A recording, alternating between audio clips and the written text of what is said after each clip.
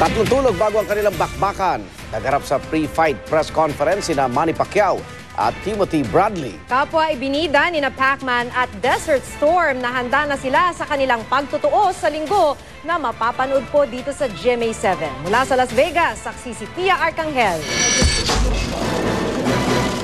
Para paghandaan ang laban nila ni 8th Division World Boxing Champion Manny Pacquiao, walang kaabog-abog na inamin ni Timothy Bradley na sumailalim siya sa isang malaimpyerno umanong training camp. Training camp was hell. Training camp was hell. I've never ever trained this hard in my whole life. I'm ready. I'm ready to shock the world. I'm ready to do whatever it takes in there to win this fight.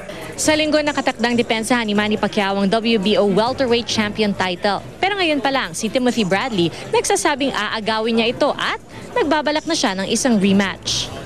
At eto nga't may poster na siyang inihanda. November 10th. I'm already predicting the future, guys. There's a lot of upsets in boxing, but they don't come around so often. And I think we're up for one. And I think Saturday night is going to be the upset of the decade. I always told him, you're going to be a legend. You will be a legend. There's no doubt about it. Kabaliktaran naman daw sa malaimpyernong training ni Bradley ang naging paghahanda ng pambansang kamao. Training is good. My training, it's amazing. It's heaven.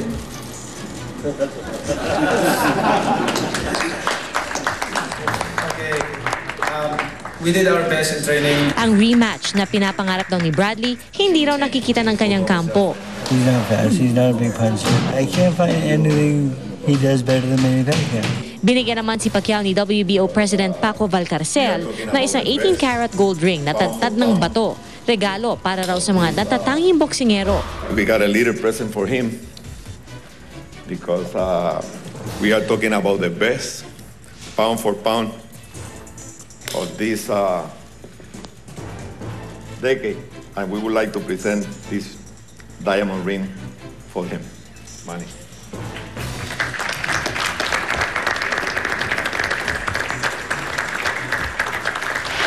Inihalin tulad naman siya ni top-ranked promoter Bob Arum sa boxing legend na si Muhammad Ali.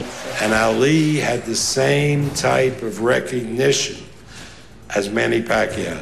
He is a true man of the world and a man of his country.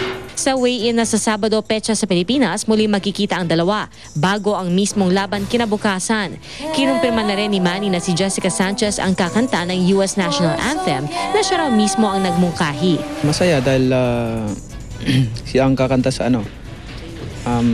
sa US National Anthem at salamat at napagbigyan yung suggestion ko. Ang ina naman ni Pacquiao na si Mommy D magsasagawa na ng prayer vigil hanggang linggo. Good luck na! Good luck! I love you! Manalig ka lang ng Panginoon! Manalig ka ng Panginoon. Sana gabayan ka sa Espiritu Santo. Mula sa Las Vegas, Nevada, ako si Tia Arcangel, ang inyong saksi. Samantala, pinag-aaralan na raw ng Facebook na payagan ng mga edad 12 pababa na magkaroon ng sariling account sa social networking site. Pero otomatikong ikokonekta ang account ng mga bata sa Facebook ng kanilang mga magulang. Saksi si Lala Roque. Bawal man gumawa ng Facebook account ng mga edad 12 pababa. Kapwa nakakapag-Facebook ang magkaibigan na sina Floyd at Jason. Di nila tunay na pangalan, edad 11 at 12 anyos. Para makalikha ng account, binago ng magkaibigan ang kanilang birthday. Games lang po. Games? Gaya na? Tetris. Pero paano kaya kung may mga litratong lumilitaw sa kanilang newsfeed na di pa angkop sa kanilang pangunawa? Paano yung pag mga ganyan, mga pinapadala sa'yo? Anong ginagawa mo pag may mga nagpapadala sa'yo ng mga... Hindi ko lang po pinapansin. Kamakailan, lumabas sa isang online article ng Wall Street Journal na balak na raw ng Facebook na payagan ang pagbubukas ng account ng mga user edad 12 pababa. Si Father Stephen Cuyos ng Communication Foundation for Asia nababahala sa hakbang na ito, lalo kung walang security features ang social networking site para sa mga menor de edad. Ang daming laman doon na hindi pang bata. They are not still into the decision-making age to know what is really right.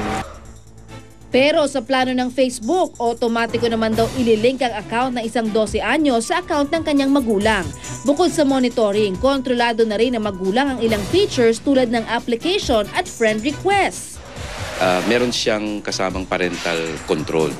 This will be a new challenge for parents dahil can you imagine if let's say the kid wants to friend this person and the parent would say no, then you will have a clash, no? Pero hindi lang daw monitoring ang issue. May mga problema pa rin daw sa privacy ng Facebook na nasa terms and conditions nito na hindi na natin nababasa. Halimbawa raw, ang pagdidelete o pagbura ng mga impormasyon sa FB.